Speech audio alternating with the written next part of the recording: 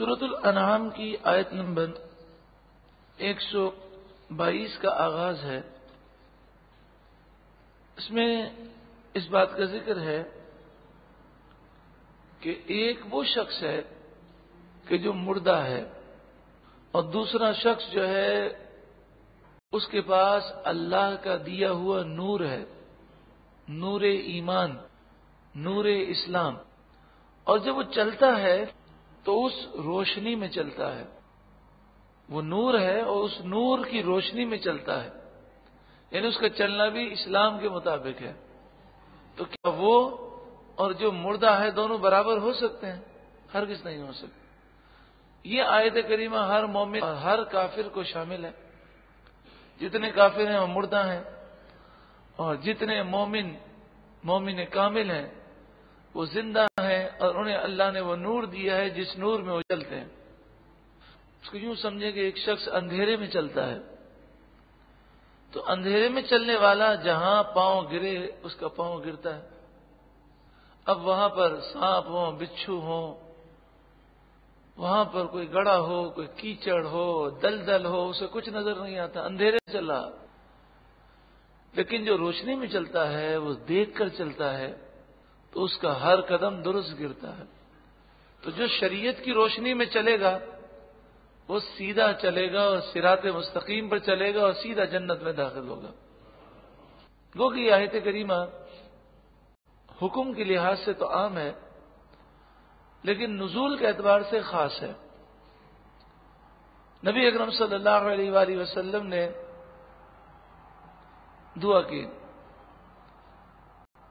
اور آپ نے اس طرح دعا کی: اے اللہ، ابو جہل یا عمر بن خطاب میں سے کسی ایک کے ذریعے تو اسلام کو تقویت عطا فرما۔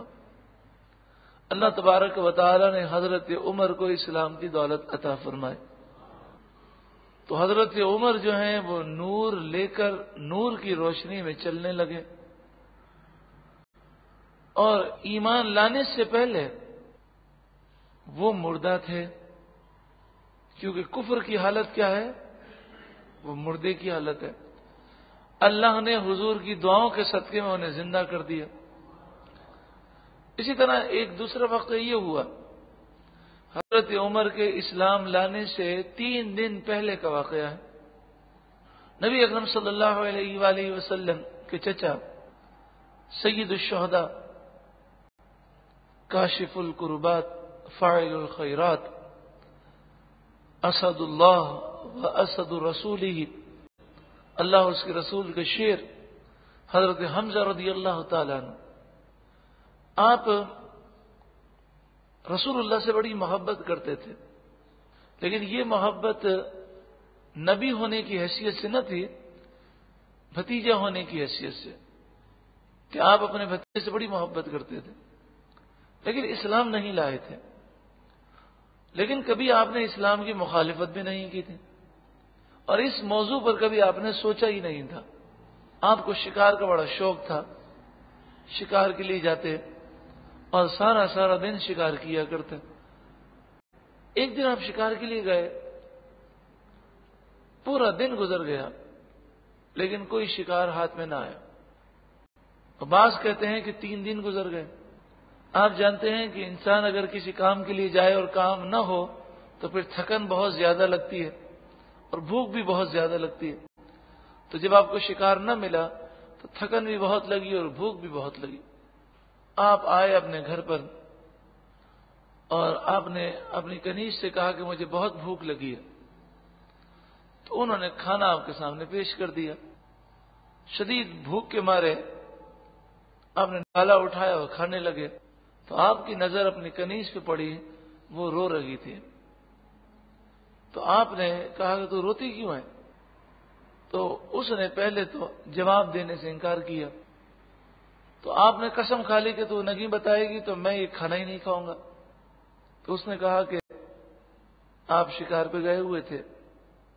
ابو جہل نے نبی اکرم صلی اللہ علیہ وآلہ وسلم کی بڑی بے ادبیاں کی، اور اس نے آپ کی بے ادبی بھی کی اور وہ حرکتیں کی کہ صرف چونکہ سیرت سمجھنا ضروری ہے اس لیے ورنہ ایک مومن ابو جہل کی گندی حرکتوں کو زبان پر لا بھی نہیں سکتا۔ ایک روایت میں ہے کہ اس نے رسول اللہ پر پتھر مارے، اور ایک روایت ہے کہ لید جو ہے جانور کی اس نے پھینکی۔ کتنا بدبخت تھا وہ۔ تو حضرت حمزہ سید الشہداء ابھی ایمان نہیں لا، لیکن آپ کھڑے ہو گئے۔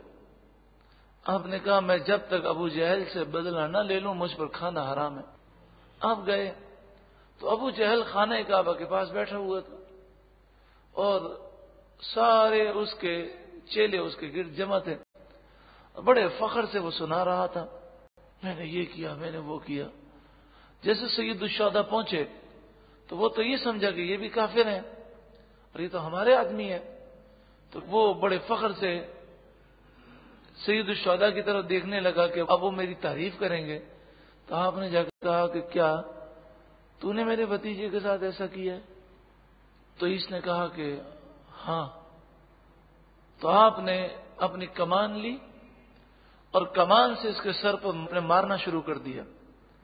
تو یہ کہنے لگا، جب اس کا سر جگہ جگہ سے پھٹنے لگا اور سارے لوگ سید الشہداء کی طرف جو بڑے مارنے کے لیے، تو حضرت سید الشہداء کے بارے میں یہ بات آپ اچھی طرح سمجھ لیجئے گا کہ پورے عرب میں سید الشہداء سے بہادر اور کوئی نہیں تھا۔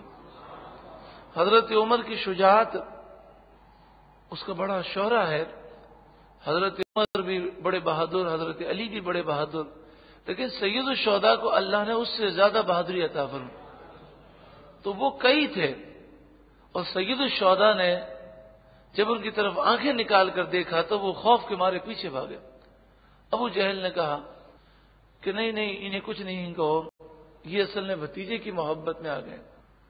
پھر ابو جہل کہنے لگا، اے حمزہ تمہیں پتا ہے یہ ہمارے بتوں کے بارے میں کیا کہتے ہیں؟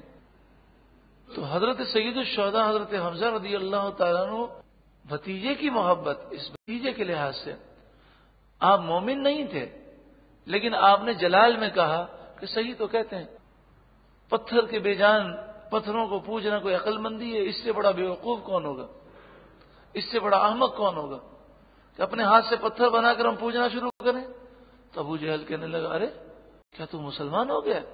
تو آپ نے فرمایا ہاں میں مسلمان ہوں۔ یہ آپ نے جذبات میں کہہ دیا، لیکن ابھی آپ اسلام نہیں لائے تھے۔ 8 جگہ سے اس کے سر کو پھوڑ دیا، 8 جگہ سے، حالانکہ یہ کئی لوگوں کے ساتھ بیٹھا ہوا تھا اور مکے کا سردار تھا، لیکن آپ کی جرت و بہادری دیکھیں۔ اب آپ آئے رسول اللہ کی خدمت میں، آپ کو دیکھا کہ آپ رنجیدہ ہیں۔ سید الشہداء عرض کرتے ہیں، اے محمد بن عبداللہ، اے بھتیجے، میں نے آپ کا بدلہ لے لیا ہے، اب آپ خوش ہو جائیں۔ تو آپ نے فرمایا کہ اے چچا جان، آپ نے کیوں بدلہ لیا؟ مجھے خوش کرنے کے لیے؟ کہاں؟ تو آپ نے فرمایا، اے چچا جان میں تو خوش اس وقت ہوں گا کہ جب آپ اسلام لے آئیں گے۔ تو حضرت سید الشہداء نے سوال کیا کہ کیا میں اسلام لے آؤں گا تو آپ خوش ہوں گے؟ تو آپ نے فرمایا ہاں میں خوش ہوں گا۔ تو کہا اچھا پھر میں اسلام لے آتا ہوں۔ تو یہ آپ کو شرف حاصل ہوا کہ آپ اسلام لائے تو رسول اللہ کو خوش کرنے کے لیے، اور پھر ساری زندگی اس کے بعد رسول اللہ کی خوشی کے لیے آپ نے ہر چیز قربان کی۔ تو جب سید الشہداء ایمان لے آئے تو کافروں نے باتیں بنائی اور کہنے لگے دیکھو انہوں نے اپنا باطل دین، جو اس دین کو وہ صحیح سمجھ رہے تھے، انہوں نے اپنے پرانے لوگوں کا دین چھوڑ دیا۔ تو فرمایا گیا کہ یہ مردہ تھے، اللہ نے اپنے کرم سے اپنی رحمتوں سے زندہ کر دیا، اب وہ نور میں چل رہے ہیں، تو کیا وہ اس کی مثل ہو سکتے ہیں جو اندھیروں میں چل رہا؟ اب من کان میتن، کیا جو مردہ تھا، فاحییناہ، پھر ہم نے اسے زندہ کیا، وجعلنا لہ نورا، اس سے یہ معلوم ہوا کہ اصل زندگی وہ ایمان کی زندگی ہے. اگر ایمان نہیں، روحانیت نہیں، تو یہ انسان مردے انسان سے بھی بدتر ہے.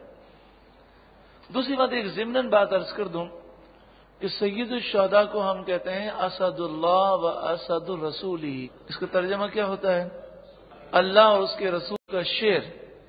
رسول اللہ نے کہا کہ آسمانوں میں آپ کو اللہ اور اس کے رسول کا شیر کہا جاتا ہے،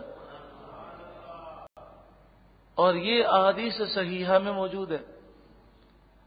اب سوال یہ ہے کہ ہے انسان اور انسان کو جانور کہا جائے؟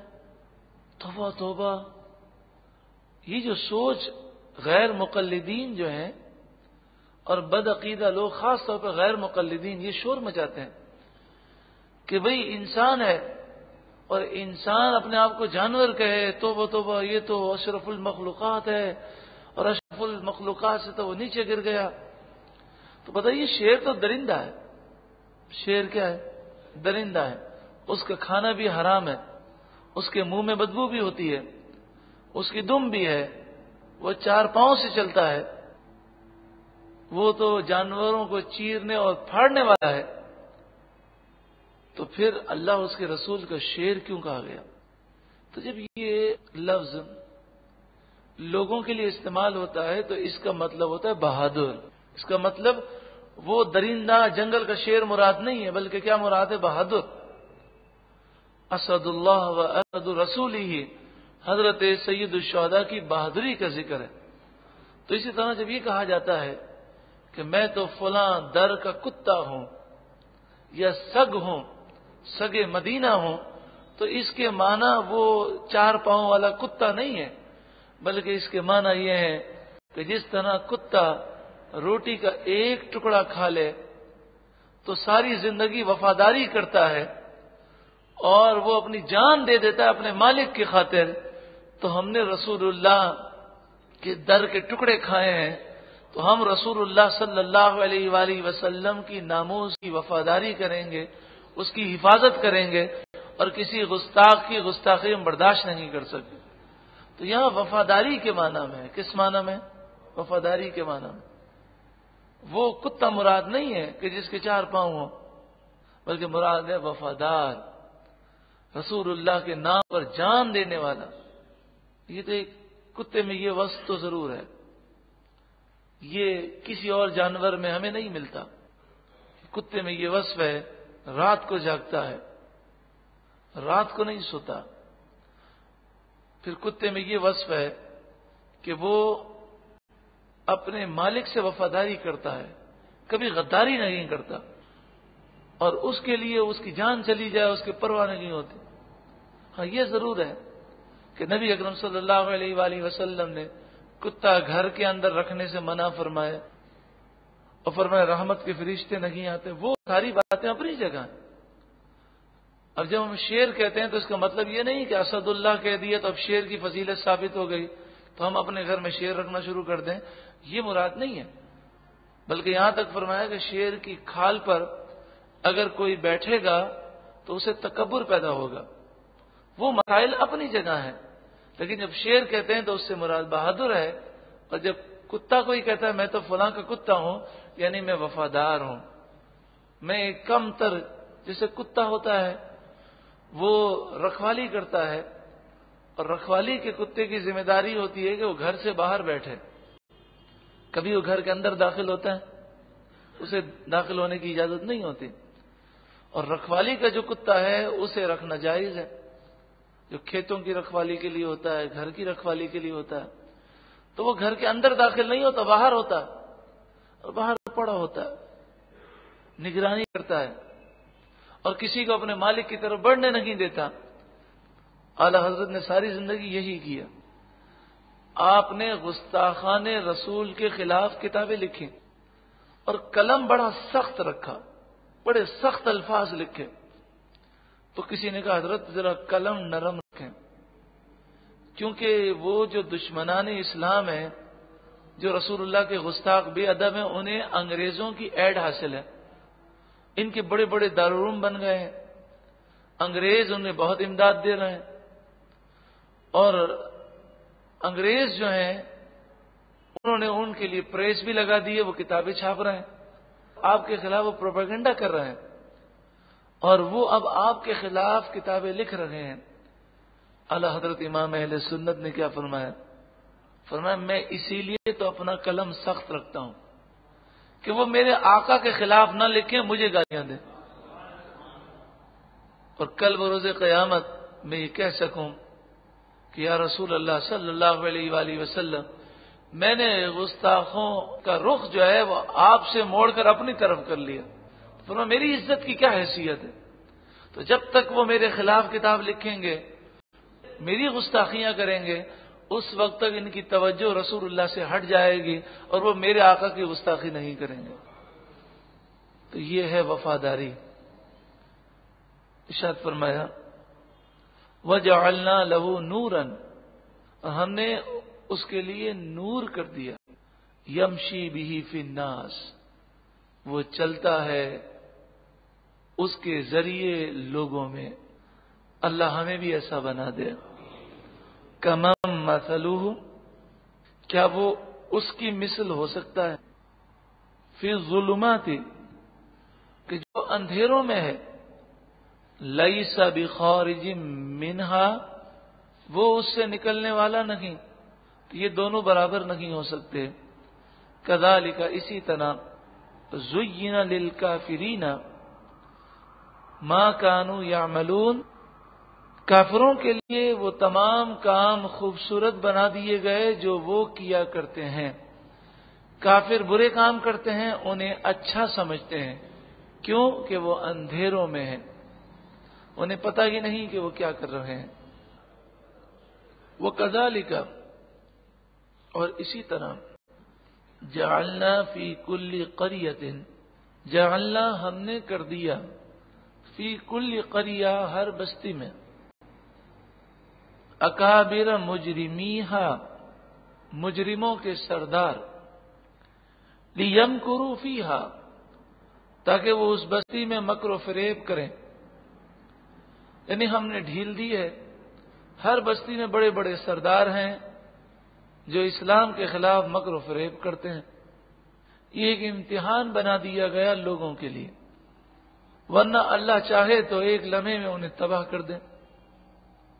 وما یمکرون الا بانفسہم، وہ مکر و فریب خود اپنے لیے کر رہے ہیں، نقصان کس کا کر رہے ہیں؟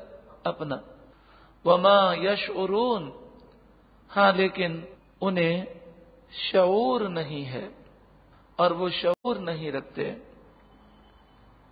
وَإِذَا جَاءَتْهُمْ آیَةٌ، اور جب ان کے پاس کوئی نشانی آتی ہے، قالوا، تو وہ کہتے ہیں، لن نؤمن، ہرگز ہم ایمان نہ لائیں گے، حتی نؤتی مثل ما اوتی رسول اللہ، جب تک کہ ہمیں بھی ویسا نہ ملے جیسا اللہ کے رسولوں کو ملا۔ یعنی یہ کہتے تھے کہ جو مقام و مرتبہ رسولوں کو ملا ہے، یہ مقام و مرتبہ ہمیں ملے گا تو ہم ایمان لائیں گے، چونکہ ہم بھی بشر وہ بھی بشر۔ تو یہ کافروں کی گمراہی کی سب سے بڑی وجہ یہ تھی کہ انہوں نے اپنے اور نبی کے درمیان فرق ہی نہ سمجھا اور اپنے آپ کو نبی جیسا سمجھا۔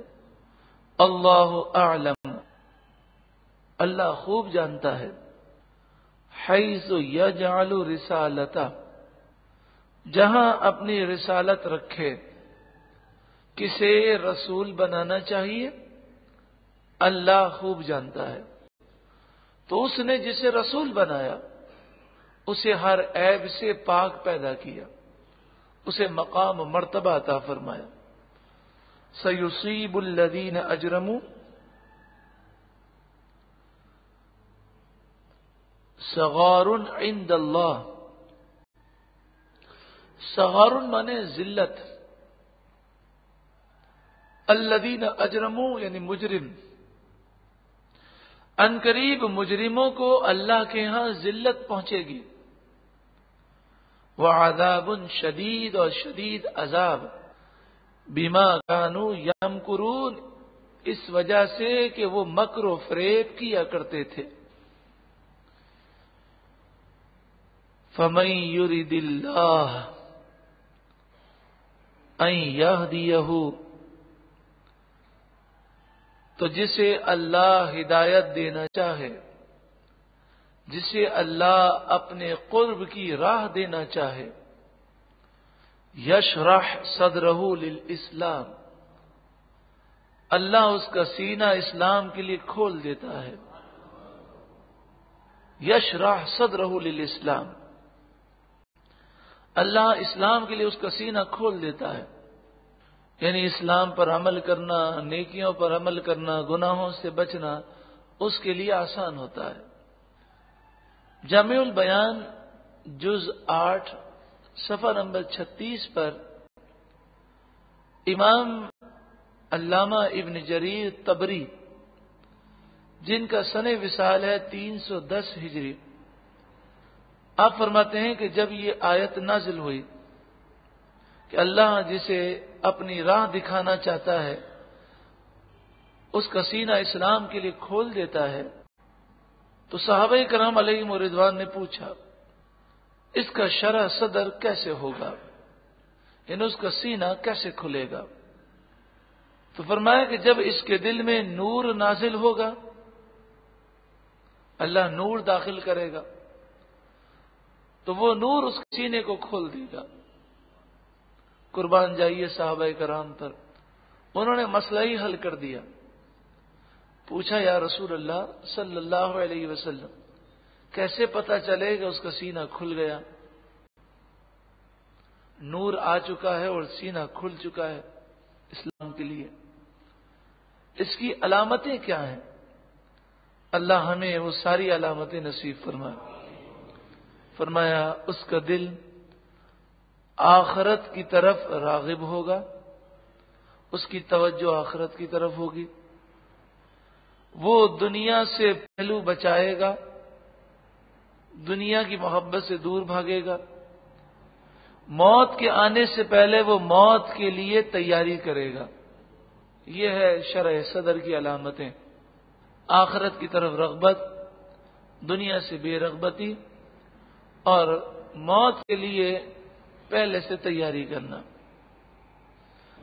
فَمَن يُرِدِ اللَّهُ أَن يَهْدِيَهُ يَشْرَحْ صَدْرَهُ لِلْإِسْلَامِ، جسے اللہ راستہ دکھانا چاہے اس کا سینہ اسلام کے لیے کھول دیتا ہے۔ وَمَن يُرِدْ أَن يُضِلَّهُ، اور جسے اللہ گمراہ کرنا چاہے، یعنی جس سے اللہ ناراض ہو جائے، يَجْعَلْ صَدْرَهُ ضَيِّقًا حَرَجًا، تو اس کا سینہ خوب تنگ رکا ہوا کر دیتا ہے، بالکل بند، پیک، جام جاتی ہے اس کی نیکی کرنے میں۔ اب آج دیکھیں ہم اکثر مسلمانوں کا یہی حال ہے، نماز میں کیسی جان جاتی ہے، آدھا گھنٹے تک کھڑے رہ جائیں گے، لیکن امام نماز میں قیام تھوڑا سا لمبا کر دیں، یا تراویح پڑھنے کے لیے کھڑے ہوں گے تو پاؤں میں درد شروع ہو جائے گا۔ جنازہ پڑھنے کے لیے آئیں گے، نکاح کی محفل میں شریک ہونے کے لیے آئیں گے، لیکن اندر جماعت ہو رہی ہے اس میں شریک نہیں ہوں گے، جان جاتی ہے۔ باتیں کروا لیجیے، 3 گھنٹے تک لوگ باتیں کریں گے، زبان نہیں سوکھتی۔ تسبیح دیجیے اور کہیے درود پاک پڑھیے، تھوڑا سا پڑھ کر جی تھک گئے۔ لیکن جن کا سینہ روشن ہوتا ہے ان کے ساتھ ایسا معاملہ نہیں ہوتا، ان کا معاملہ یہ ہوتا ہے کہ راتیں گزر جاتی ہیں، ان کا سجدہ ہی ختم نہیں ہوتا، ان کی دعائیں ہی ختم نہیں ہوتی۔ اللہ ہمیں ایسا بنا دے۔ جسے اللہ گمراہ کرنا چاہے اس کا سینہ خوب تنگ رکا ہوا کر دیتا ہے۔ اب وہ اگر اسلام پر چلتا ہے تو پتہ ہے کیسے چلتا ہے؟ كَأَنَّمَا يَصَّعَّدُ فِي السَّمَاءِ، گویا کہ کسی کی زبردستی سے آسمان پر چڑھ رہا ہے۔ کتنا مشکل کام ہے، تو اس طرح وہ زبردستی اگر عمل کرے گا تو نہ نماز میں دل لگے گا، نہ روزے میں، نہ کسی چیز میں. تو یہ گناہوں کی نحوستوں سے سینہ تنگ ہو جاتا ہے. اور سچی پکی توبہ کرے، رب کا کرم ہو جائے تو سینہ کھل جاتا ہے. سینہ کھلنے کے کئی اسباب ہوتے ہیں. بعض نیکیاں ایسی ہوتی ہیں جو بظاہر معمولی ہوتی ہیں، لیکن اللہ کا کرم ہو جاتا ہے، سینہ کھل جاتا ہے. حضرت جنید بغدادی رحمۃ اللہ تعالی علیہ کا مقام و مرتبہ سبحان اللہ کہ تصوف کی کوئی ایسی کتاب نہیں ہو سکتی جس میں جنید بغدادی کا ذکر نہ ہو. اللہ نے کیا آپ کو معرفت اور کیا کمال عطا فرمایا کہ پوری اس دور کے اندر جنید بغدادی جیسا کوئی فقیہ، کوئی محدث، کوئی صوفی نہیں ملتا تھا. آپ معرفت الہی کا اور سینے کے کھلنے کا سبب بیان کرتے ہیں. فرماتے ہیں میرے مرشد کامل، آپ کے جو شیخ ہیں وہ ایک بچے کو لے کر آ رہے تھے. تو میں نے کہا حضرت یہ بچہ کس کا ہے؟ تو فرمایا آج عید کا دن ہے، سارے بچے کھیل رہے تھے نئے نئے کپڑے پہن کر. میں نے اس کو دیکھا کہ یہ دور بیٹھا ہوا دیکھ رہا ہے اور رو رہا ہے. سب کے پاس اخروٹ تھے، وہ اخروٹ سے کھیل رہے تھے، اور یہ بچہ جو ہے دور بیٹھ کر رو رہا تھا. میں نے پوچھا تو کہنے لگا کہ میرے پاس نہ اخروٹ ہے نہ میں نے اچھے کپڑے پہنے ہیں. تو بچوں کے پاس جاتا ہوں کھیلنے کے لیے تو بچے کہتے ہیں تو گندا ہے، یہاں سے چلا جا. میرا باپ جو ہے وہ انتقال کر چکا ہے اور میری ماں نے دوسری شادی کر لی ہے، تو میری ماں مجھ پر توجہ نہیں دیتی. تو میں اسے لے جا رہا ہوں تاکہ اسے میں اچھے کپڑے پہناؤں، اخروٹ دوں، اس کا دل خوش ہو جائے. تو جنید بغدادی کہتے ہیں کہ میں نے عرض کی حضرت یہ خدمت مجھے دے دیں، اور اگر اجازت ہو تو میں اسے اپنا بیٹا بنا لوں. تو آپ نے فرمایا بالکل، یہ تو بہت اچھی بات ہے. تو جب آپ لے جانے لگے تو کہتے ہیں میرے شیخ نے میری طرف دیکھا اور رب کی بارگاہ میں دعا کی، اے اللہ تو اسے اپنی معرفت عطا فرما. کہتے ہیں اسی وقت مجھے اللہ نے اپنی معرفت عطا فرما دی. تو نیکی، بزرگوں کی خدمت اور غریبوں کی خدمت یہ سینے کو نرم کرتی ہے اور سینہ کھل جاتا ہے. اور کنجوسی، اسی طرح بد اخلاقی، اسی طرح جتنے بھی گناہ ہیں یہ سینے کو تنگ کرتے ہیں. کانما یصعد فی السماء، گویا کہ وہ آسمان میں چڑھ رہا ہے. پھر ایک بات یہ بھی یاد رکھیں کہ جس کا سینہ روشن ہوتا ہے نا اور وہ متقی ہوتا ہے تو وہ بظاہر ہمیں لگتا ہے کہ وہ تکلیف میں ہے، لیکن اللہ تعالیٰ اسے تکلیف میں بھی وہ راحتیں دے دیتا ہے جو ہمیں نعمتوں میں راحتیں نہیں مل سکتی. حضرت امام موسیٰ کاظم رحمت اللہ تعالی علیہ، آپ کو شفیق بلخی نے، حضرت شفیق بلخی بہت بڑے بزرگ ہیں، انہوں نے آپ کو دیکھا تو آپ کو وہ پہچانتے نہیں تھے کہ یہ کون ہے، لیکن آپ کی چند کرامتیں دیکھیں تو سمجھ گئے کہ یہ اللہ کے مقبول بندے ہیں. حج کا سفر تھا، اس کے دوران آپ نے دیکھا تھا.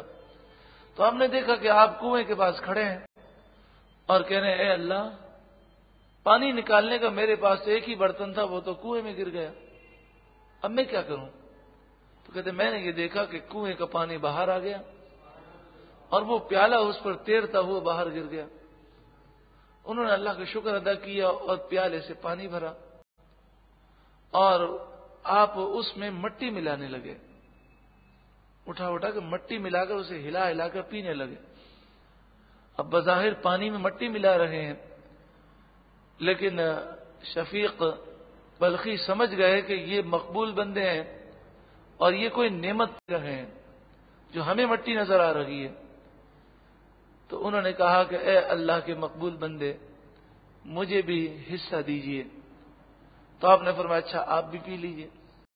تو وہ کہتے ہیں مجھے دیا. اب پیالے میں مٹی ملی ہوئی ہے، کہ جب میں نے پیا تو وہ مٹی نہیں تھی بلکہ ستو تھا، اور اتنا میٹھا تھا کہ ایسا میٹھا میں نے کبھی نہیں دیکھا.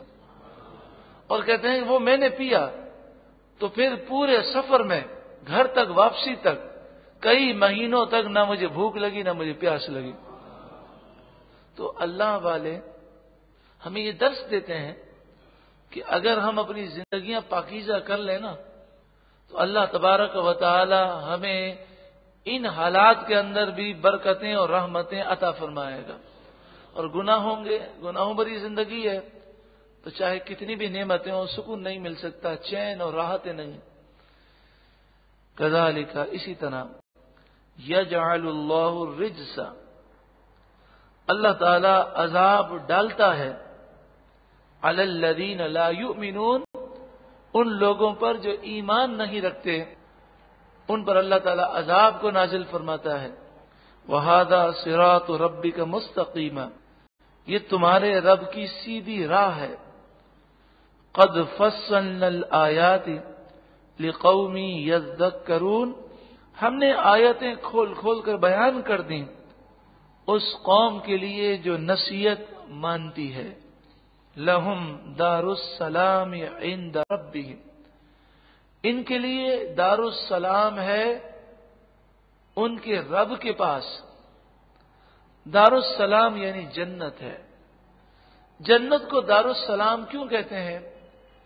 اس کی کئی وجوہات بتائی گئی. نمبر 1 وجہ یہ ہے کہ سلام اللہ کا نام بھی ہے.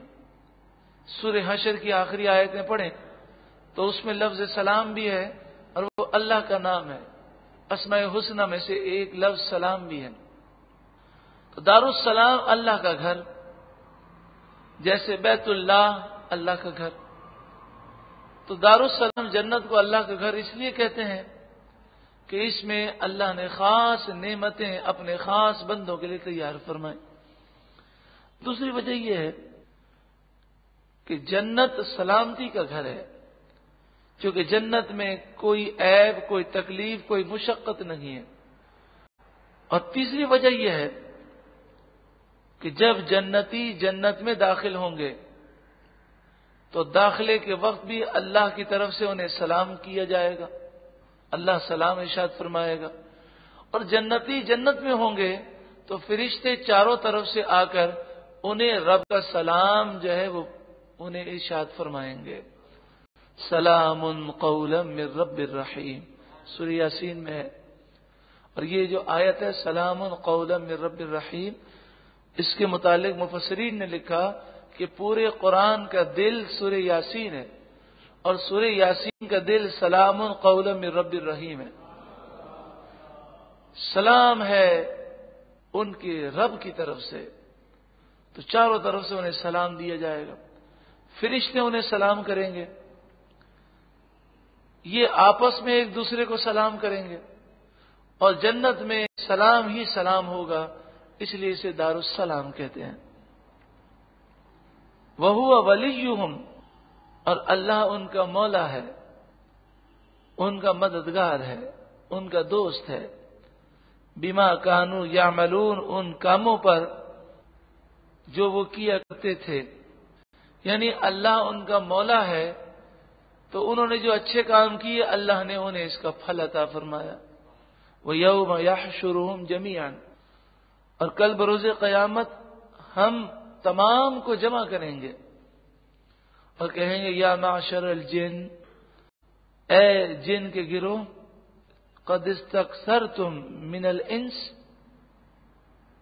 تم نے بہت سارے آدمی گھیر لیے اور انہیں تم نے گمراہ کیا.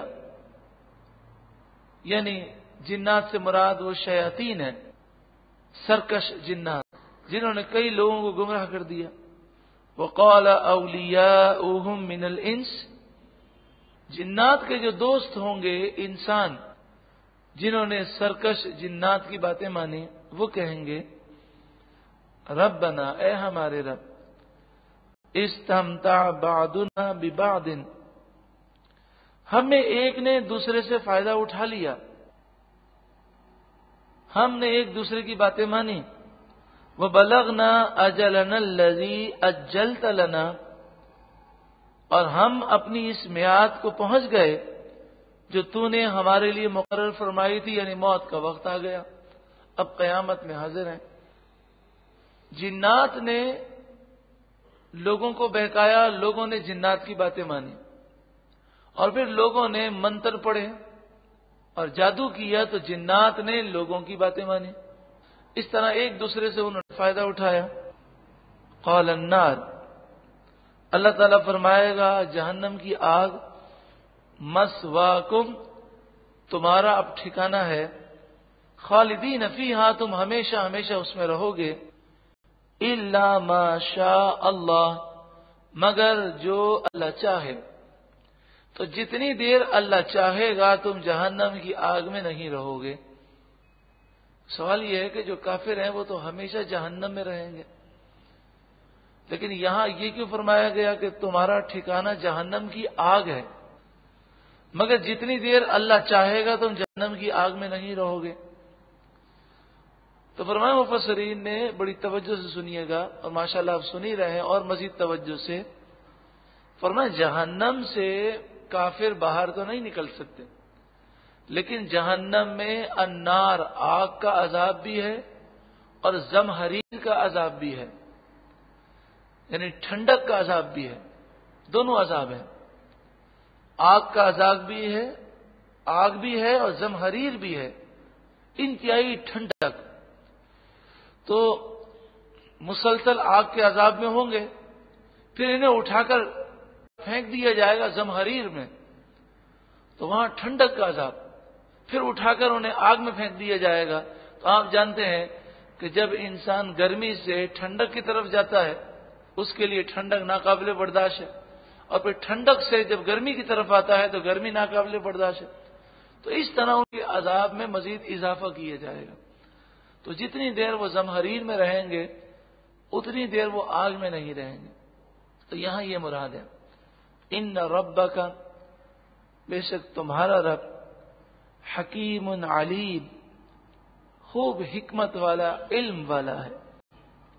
وَكَذَلِكَ، اور اسی طرح، نولی بعد الظالمین بعدا، ہم ایک ظالم کو دوسرے ظالم پر مسلط کرتے ہیں، بما کانوا یکسبون، اس وجہ سے کہ وہ گناہ کرتے ہیں. یعنی جب انسان گناہ کرتا ہے تو وہ ظالم ہوتا ہے، اور شیطان بھی ظالم ہے، تو گناہ گاروں پر شیطان مسلط ہو جاتا ہے.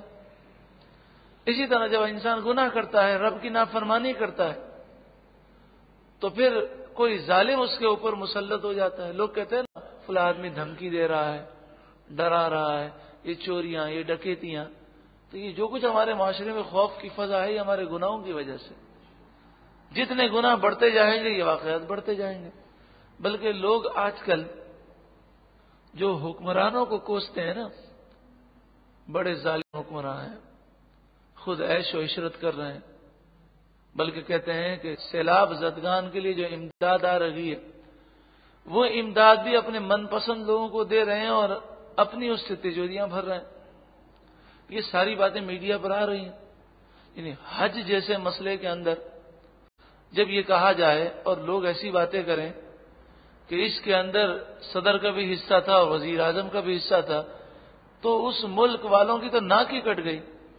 اب یہ بات سچی ہے کہ غلط ہے، وہ اپنی جگہ ہے، لیکن جس ملک کا میڈیا یہاں تک باتیں کر رہا ہو کہ فی حاجی جو کمیشن لیا گیا اس میں اتنا پرسنٹ جو ہے صدر کا تھا اور اتنا پرسنٹ فلاں کا تھا، تو اس ملک والوں کی تو ناک ہی کٹ گئی دنیا کے اندر کہ کافر ملک ہے انڈیا، امریکہ کافر ملک ہے، تو وہ بھی حاجیوں کو سہولتیں دیتے ہیں اور اپنے جو ہوائی جہاز ہوتے ہیں اس کا کرایہ وہ کم کرتے ہیں، سہولتیں دیتے ہیں. رمضان المبارک کے اندر امریکہ کے اندر، یورپ کے اندر چیزوں کے دام گر جاتے ہیں، خصوصی سیل لگتی ہے، اور اسلامی ملک ہے اور رمضان المبارک میں لوگ جو ہے لوٹ مار میں لگے ہوئے ہوتے ہیں، ذخیرہ اندوزی کرتے ہیں. تو یہ سب جو رونا ہے وہ ہمارے اعمال کی وجہ سے. حدیث کی کتاب ہے شعب الایمان، 6 جلد، حدیث نمبر 7388.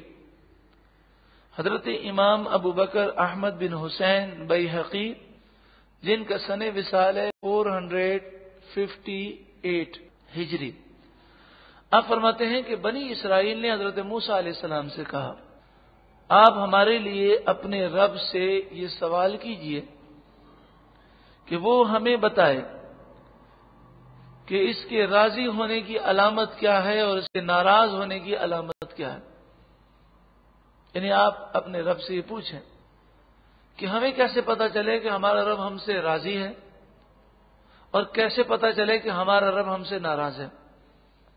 اب پاکستانی بھی سوچ لیں کہ پاکستانیوں کو کیسے پتا چلے کہ اللہ ناراض ہے اور کیسے پتا چلے اللہ راضی ہے. اسلام لانے کے باوجود اسلام سے غداری کرنا، پردے کا مذاق اڑانا، داڑھی کا مذاق اڑانا، شریعت کا مذاق اڑانا، رسول اللہ کی ناموس کے لیے کوئی آواز نہ اٹھانا، حدود آرڈیننس میں رد و بدل کرنا، توہین رسالت کے قانون میں رد و بدل کی کوشش کرنا. جس ملک میں یہ ہوگا تو پھر تو سیلاب ہی آئیں گے، زلزلے ہی آئیں گے کہ مسلمان وہ کہلانے کے باوجود وہ بغاوت کر رہے ہیں. تو ہم کیسے پتہ چلے کہ اللہ راضی ہے اللہ ناراض ہے؟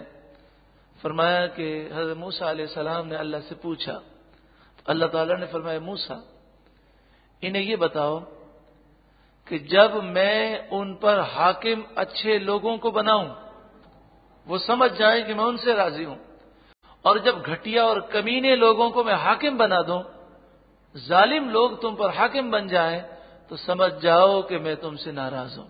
تو اگر کسی کے دل میں خیال آتا ہے کہ مسلم حکمراں ایسے کیوں ہیں تو اس کی وجہ یہی ہے کہ مسلمانوں نے اسلام کا نام تو ضرور لیا ہے مگر اسلام کو دل سے لگایا نہیں ہے. ارشاد فرمایا وَكَذَلِكَ نُوَلِّي بَعْضَ الظَّالِمِينَ بَعْضًا، اسی طرح ہم ایک ظالم کے اوپر دوسرا ظالم مسلط کر دیتے ہیں. ہم نے گناہ کیا، ہم ظالم ہوئے تو گناہوں کی سزا میں ہم پر ایک اور ظالم مسلط کر دیا گیا. بما کانوا یکسبون، اس وجہ سے کہ وہ گناہ کرتے ہیں.